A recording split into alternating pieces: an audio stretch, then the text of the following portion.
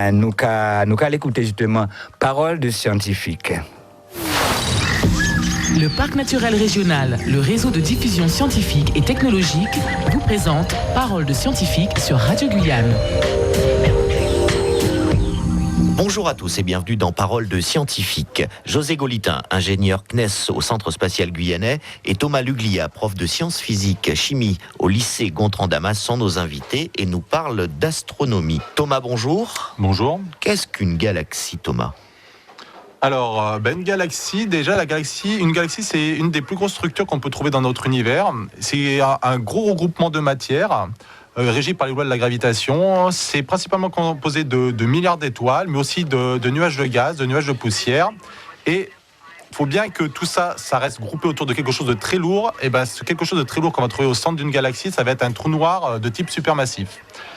Alors, les galaxies, il faut voir que c'est que récemment dans l'histoire de l'humanité qu'on s'est rendu compte que les galaxies existaient. Avant, on voyait qu'il y avait des choses nébuleuses dans le ciel, mais on ne savait pas vraiment expliquer et savoir qu'est-ce qu'il y avait derrière. Galilée, avec ses lunettes, quand il a tourné vers la Voie lactée, il s'est rendu compte que la Voie lactée, cette traînée laiteuse dans le ciel, en réalité, c'était constitué de milliers d'étoiles. À ce moment-là, il s'est dit, il y a quelque chose à creuser. Mais il a fallu attendre le début du XXe siècle avec Hubble, un Américain, dont le nom d'ailleurs a été donné au seul télescope spatial actuellement en service, qui lui a réussi à mesurer la distance entre les galaxies et la Terre et se rendre compte qu'elles étaient largement en dehors de la Voie lactée, ces galaxies, pour se rendre compte qu'il y avait autre chose que ce qu'on pensait au départ. C'est-à-dire qu'au départ, on pensait que les galaxies, c'était juste des objets proches. Alors à partir de là, l'histoire elle est en train de s'écrire et elle continue à s'écrire. C'est pas facile d'en parler parce qu'il y a plein de découvertes qui sont faites actuellement et je pense qu'il y en a plein à venir.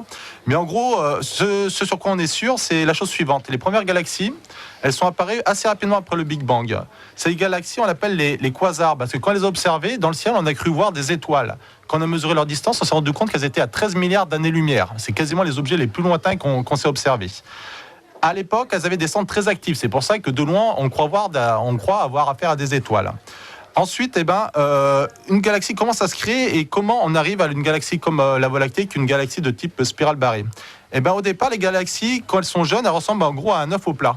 D'accord ? C'est assez homogène. Mais ensuite, vous avez des bras qui vont apparaître. Les bras, c'est quoi ? Les bras, c'est des ondes de choc qui vont se propager dans le nuage d'étoiles et de matière. Et ces ondes de choc, en avant de l'onde de choc, on va avoir compression des nuages d'hydrogène qui vont s'effondrer par effondrement gravitationnel. Et à ce moment-là, ils vont se transformer en étoiles. Donc on va avoir en avant des bras des nouvelles étoiles qui vont apparaître. Et à l'arrière, on pourrait dire qu'on a des étoiles qui sont en train de mourir. Le bulbe central d'une galaxie, c'est aussi une région très riche en étoiles jeunes. Alors pourquoi ? C'est qu'il y a beaucoup de nuages de gaz à cet endroit et qu'il suffit qu'il y ait une petite perturbation comme une supernova pour compresser ces nuages de gaz et les transformer en étoiles. Alors après, quand les étoiles elles meurent, ça donne des poussières, des nuages de poussière. Et quand dans une galaxie, on a un nuage de poussière qui rencontre un nuage de gaz, on a une pouponnière de système solaire, comme ce qui est arrivé pour notre système solaire, qui est né justement de la rencontre d'un nuage de gaz et d'un nuage de poussière. Merci beaucoup, Thomas. On vous retrouve demain pour parler de cosmologie. C'était Parole de scientifique, un programme réalisé en collaboration avec la délégation régionale à la recherche et à la technologie, la région Guyane, avec